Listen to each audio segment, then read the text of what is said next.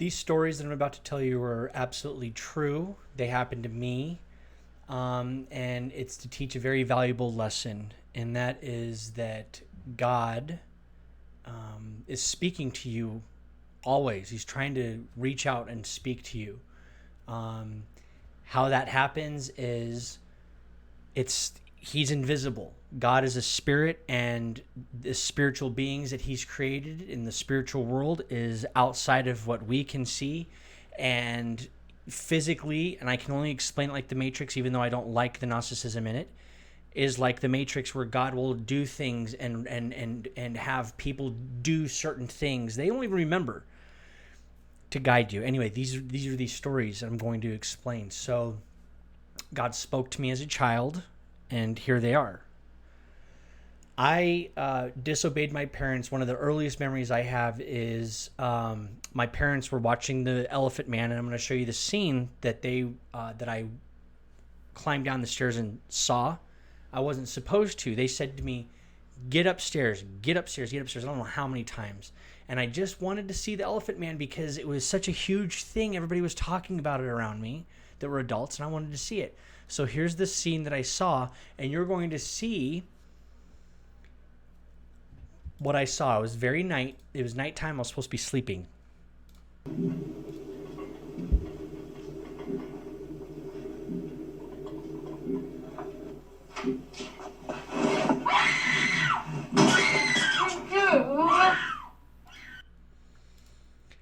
When I saw that, I screamed. I yelled. I was terrified. I was traumatized. I remember it. It was one of my first memories as a child. Okay, this situation. So, what was that about? Don't disobey your parents. To me, I saw a demon. I literally saw a demon on screen.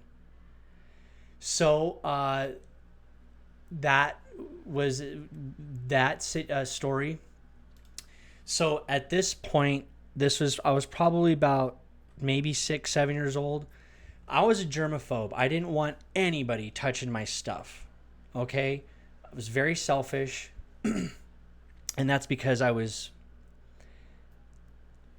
just this, it was taught thing. Okay? It was like you have a dog eat dog world, and I was a runt. I'm a small guy. And so I was just learning. So one time we were all sitting with friends, and my mom made us SpaghettiOs and meatballs, and we were all eating, and one guy that was my brother's friend, and my mom was trying to, she would feed everybody in the neighborhood whenever they came over. She was an awesome mom. And so he just touched my spoon and goes, sorry. And, just his breath. And like, for me as a kid, I was just like, oh my gosh. And I was just like, I don't want it, Mom. And my mom was just, usually she would give me a new spoon and whatnot.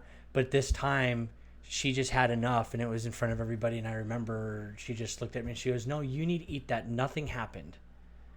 And I said, no, Mom, he touched it. And she goes, he didn't eat it. And then I just said no. And I just looked at him like, it gave him probably a look like, dude, you get away from my house type thing.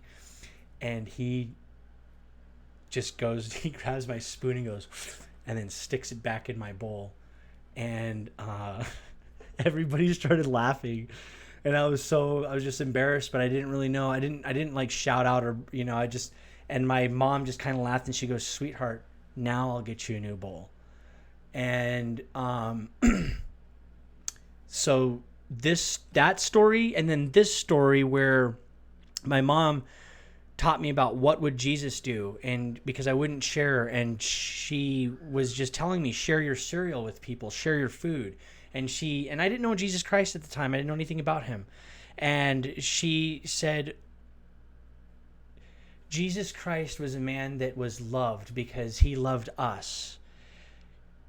She goes, Jesus Christ loves you, okay? He loves you, and he provides all your needs, gives you everything. And it was just so impactful. I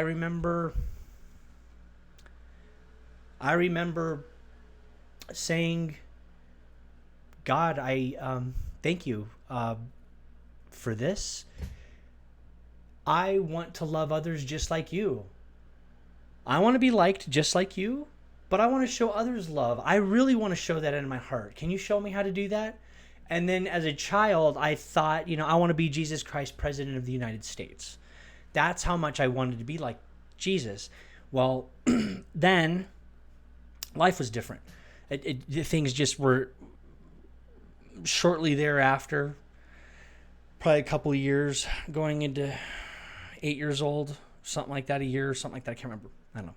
But things just got bad. My parents were going to get a divorce, and I'm going to go through these stories. So my brother was into Marilyn Manson. He was my stepbrother. Very much into Marilyn Manson. Troublemaker, lied a lot. He's now gone, and I love him, and I know he's with the Lord, but he just, that's who he was. He just, it was rough. So he was getting scolded. He was upstairs. Okay, so we had a two-story home. It was a ranch home in Queen Creek, Arizona. My dad built it with his friends. It was an awesome home. It was a big home. And so anyway, the first story was just wide open. The whole place was just wide open. Okay. It was just like you walked in, it was amazing. And then on the second, so you walk in, and on the second story, there was a cutout so you could see over into the first story. Well, that's the home that we lived in. And my brother was into Marilyn Manson, and they scolded him. They said, get up into your room. So he got up into the second story in his room. And my dad is a carpenter, okay? I come from a line of carpenters. And my built shelves and put all of our toys and stuff like that. And my brother's crying, and they're, stop, I'm tired of you fighting, blah, blah, blah. And he's just crying. And all of a sudden, well, it goes, the shelves just fall. Everything falls. And I remember sitting there, and I felt like darkness. There was darkness. What happened before the shelves fell was, it felt like this, kind of like those bass booms from a cinema movie. Like, that's the best way I can explain it. And it was just like, boom. It was like a, and then like something hit the wall. And that happened. And it was just like, wow, the demon world is real. So that's what I felt like at the time. It was scary as a kid. And then the other time was my brother was going at the next door neighbor's house, and the house, this is Queen Creek, Arizona. For people who don't know Queen Creek, Arizona, it's huge now, but it was nothing in Arizona 20, 30 years ago. Okay. And a bunch of farmers and just dust. And so this home, it was block, older home, farmer type home, I guess. And it had lush bushes and trees, palm trees and stuff like that. But it wasn't very approachable home.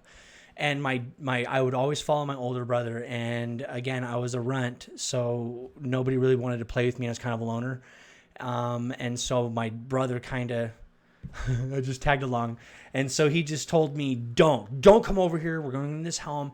The parents were gone. It was a girl that was there and a bunch of other friends. It was teenagers, okay, just doing bad things. And so they were there for the weekend, 3-4 days, something like that. My dad was always gone. He was a professional golfer, tried to be professional. Well, he was a professional golfer, just not like Tiger Woods status. So he was never really home. Anyway, aside from all that, we hear stories that they're drinking, doing things that they're not supposed to be doing, playing with a Ouija board. I had no idea what that was. Well, all of a sudden one day we're sitting there walking down the street. Okay, it's just one street, all these homes, and everybody has kids, and we're all hanging out. So I'm just sitting there and just kind of, playing with rocks, kicking them. Like, what am I going to do? And all of a sudden you hear them all screaming, and it was my brother and like two girls and another guy, okay? And they ran out of the house screaming. And the girls were just sobbing, crying. And my brother's just like, oh my gosh, I can't believe it. And I was like, and they all he ran right to their home. The girls just, I don't know where they ran. And I just was like, what was that? It was a demon. And I remember my mom saying, you never play with the Ouija board, this, that, and the other. And so my brother never talked about that story after that. So then my parents divorced. I'm living 3-4. I'm living on the streets with my mom, things like that. Fast forward, okay, my dad gets custody of us, and we're like mangy dogs because I've seen a lot of bad stuff, okay, and did a lot of bad stuff. So I get into this music called nu metal, and it was the most hateful. Eminem was involved with it in the rap version of it, and it was just the most hateful stuff. And just to let you know where my mind was at, I was listening to Eminem, and I was very mad at my mom. One of the last things I told her before I left and I never saw her again was I hated her.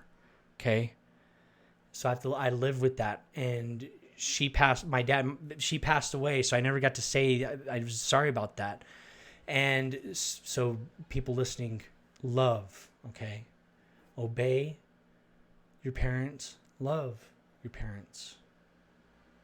So then, even if everybody's bad, everybody's bad, everybody's fallen, people are struggling. So then, my dad gets custody of us, and we're listening to this bad music, and Eminem was horrible. It was like, talking about killing his own mom, his wife, this, that, and the other. And I was in the mindset where I was mad at my mom. So I was listening to this music as a cathartic release, right? Emotional release, but it is also flooding my mind with messages where I was starting to hate women in a certain way because it was like, you're just going to break my heart. My dad's gone through multiple divorces. I saw the good, the bad, and the ugly, and I just didn't want anything of it. So that's where my mind was with this. And I was listening to this song called Limp Bizkit, Nookie. And OKIE, and I had no idea what that word meant, but we were listening to it, and in the car with my grandmother and my mom. My grandmother goes, "Turn that off right now! Do you have any idea what that means?" And she just laid into me, well, in a female voice, and she just laid into me, and I was so embarrassed. I said, "Be quiet, Nana. You don't know what you're talking about," something like that. And she cowered, and she stopped. She almost not cowered, but she should, instead of standing up because I was a man and she was a woman, she should have been like, "I'm not taking you to the mall," or whatever, right? So I brought that up to my Nana not too long ago. She doesn't even remember the story, and she doesn't even know what the word nookie means. And the nookie means it's the female private part. Okay? That's how God... that's one story. A couple more. We were at the store at Target, and I'm going to show you this clip here of Teletubbies. Teletubbies was this huge thing when kids were growing up. Kind of like Pokemon and all the stuff kids grow up with. And anyway, people were putting subliminal. This is before Disney was overt. I mean, they were subliminally putting stuff in, but now they're just overt, right? This is before that. This was when things were subliminal. Okay, they were getting away with messages and stuff. So they stuck audio recordings in these Teletubbies that sounded like baby voices. I'm gonna baby voices, but I'm gonna put my words in here like that, and I'm gonna tell you what I think.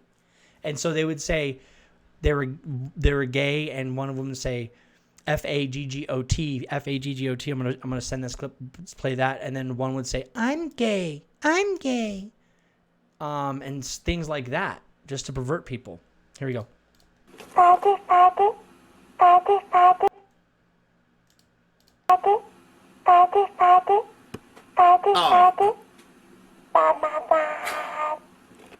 It sounds exactly like that.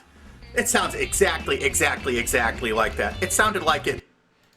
So then, I'm listening to. I pull up the toys, and I'm sitting there laughing at it. And my Nana comes up behind me. My grandmother comes up behind me, and she goes, "What are you doing?" And I go, "Nana, listen to this. Listen to this." And she goes, "Where's the manager? Where's the manager?" And she gets the manager, and I'm witnessing this, and she's like playing it, and she's like, what are you doing here selling this? I have stock in this company. I've done, I've worked here many years. What are you doing? And the manager is like, "Okay, yes." And he looks into it and playing it, and he's like, "Oh my gosh, it is saying that." And he's like, "We're pulling them all off the shelf right now." And I asked my grandma not too long ago. I said, "Do you remember this story?" She doesn't remember that story. It was amazing. Anyway, I'm watching the movie Dumb and Dumber, and if the movie Dumb and Dumber it is very funny. It is a funny movie, and it's adult humor, definitely adult humor. And there's a scene in it where he's helping this woman that he really loves, lust love, and he finally gives her what she needs at the end, which was to escape some criminals, and her husband ends up coming at the end of the movie, and he has Jim Carrey then, who's trying to get with this beautiful woman, has the fantasy of killing her husband that she thought was dead for who knows how long, but he was stranded somewhere, and he came back at the last scene, and he has this fantasy of killing him, and it's in a sick way. It's a very funny scene in a sick way. And, my brothers and I kept watching it, and we were rewinding it over and over, and we couldn't get enough of it because we were just laughing. And my dad goes, "Pause it right now." And he goes, "What are you, the children of the devil?" And he just chastised us. And,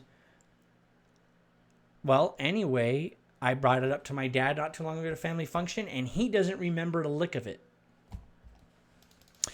Another time is we were watching, or I was into video recording, tape recording, because my older brother was into it, and I saw him and how much fun it was, and because of storytelling. I love the idea of storytelling, okay? It was just something that Christ put in my heart at a young age with an older brother that was into it as well.